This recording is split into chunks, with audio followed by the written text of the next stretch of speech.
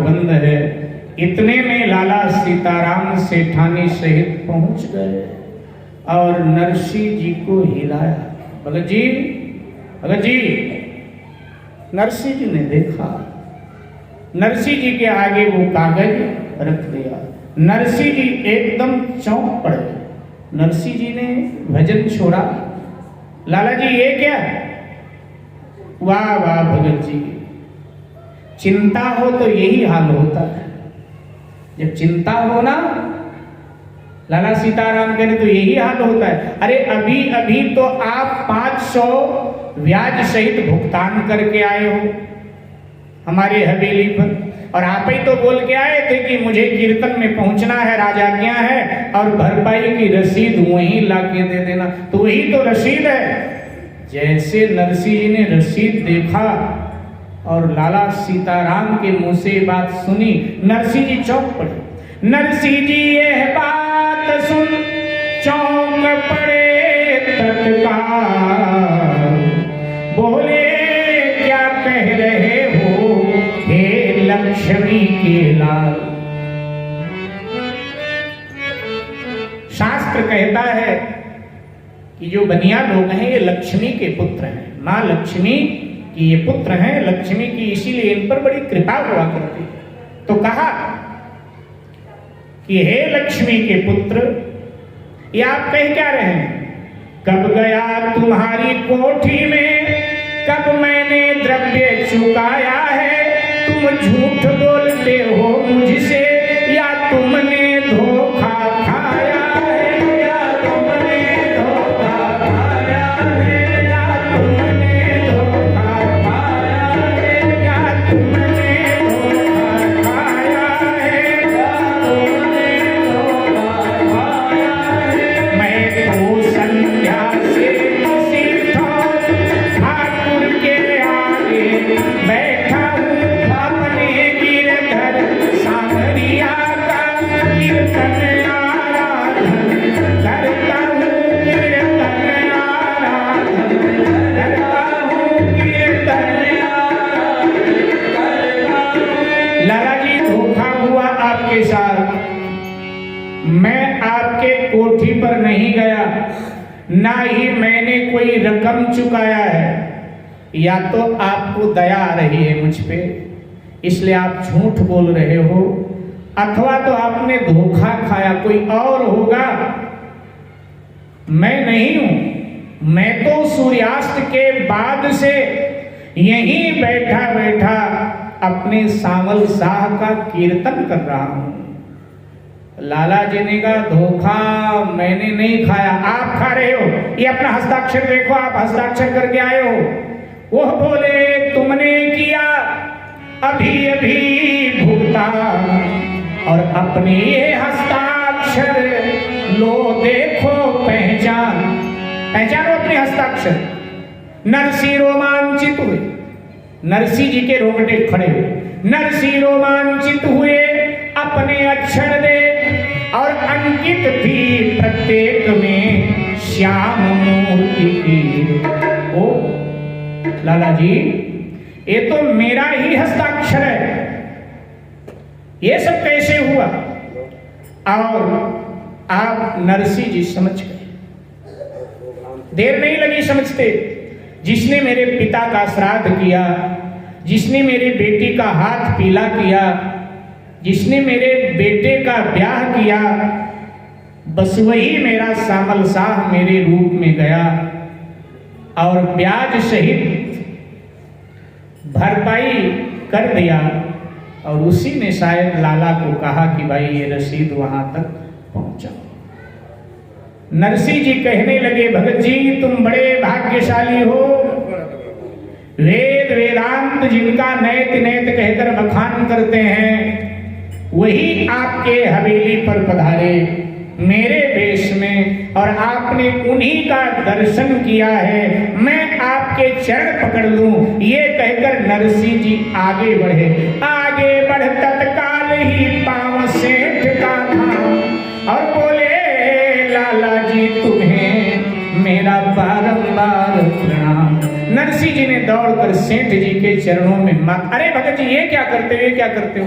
नहीं नहीं लाला जी, तुम भाग्यशाली हो, मेरे सामल साहब मेरे रूप में आपको दर्शन देने के लिए गए, जरूर कहीं न कहीं पुण्य तो आपका होगा, और आप केदारा राग जो गिरवी था वो छूट चुका, और आप नरसिंह जी ने फिर खड़ताल उठाया और बोल पड़े, नाचो मेरे तन मन नाचो, इच्छाओं आशाओं नाचो, भू नाच रही नभ नाच रहा, तुम भी तो खड़तालो नाचो, तुम भी तो खड़तालो नाचो, तुम भी तो खड़तालो नाचो।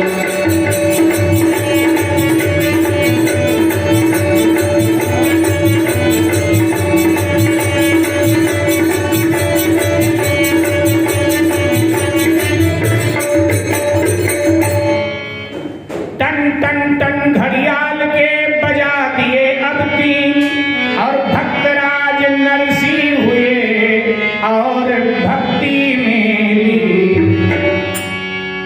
घड़ियाल ने टन टन टन 3 घंटे बजे, घड़ियाल ने 3 बजा दिया।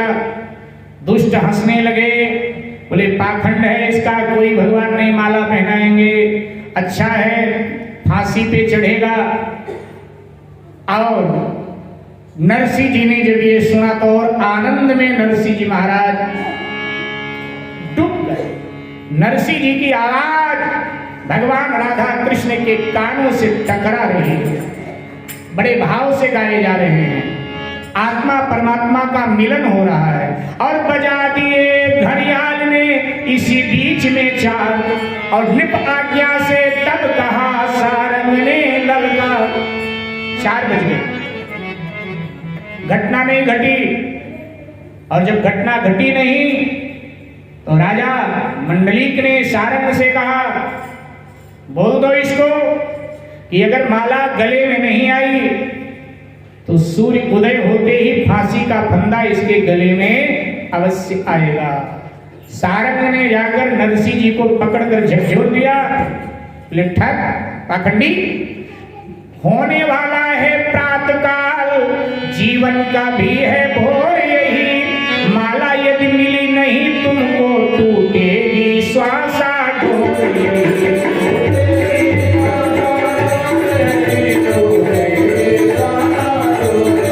4 बज चुके हैं, सूर्य उदय से पहले पहले अगर माला भगवान की तेरे गले में नहीं आई तो सूर्य उदय तो देखेगा तू, लेकिन चंद्रमा का दर्शन नहीं कर पाएगा। सूर्य उदय होते ही तुझे फांसी पर लटकाया जाएगा। नरसिंह जी फिर वही धुन बोल पड़े, निर्बल के प्राण पुकार रहे, जगदीश हरे जगदीश।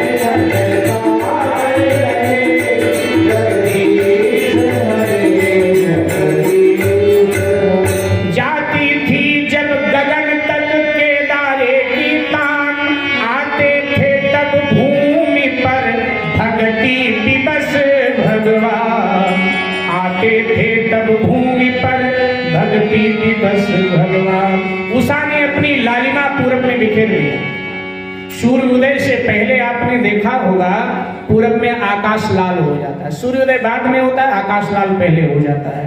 तो आकाश लाल हो गया और आप दुष्ट चिल्लाने लगे, बस तेरी आयु कुछ क्षण की है। लेकिन ये क्या हुआ, अचानक जो मंदिर का प्रांगण था नीले प्रकाश से भर गया। जो पर्दा ठाकुर जी के आगे पड़ा हुआ था, पर्दा एकदम अपने आप हट गया, पट से हट गया द्वार का पट, सारा आंगन जगमगा उठा, न्यायी का ऊंचा हाथ हुआ, अन्यायी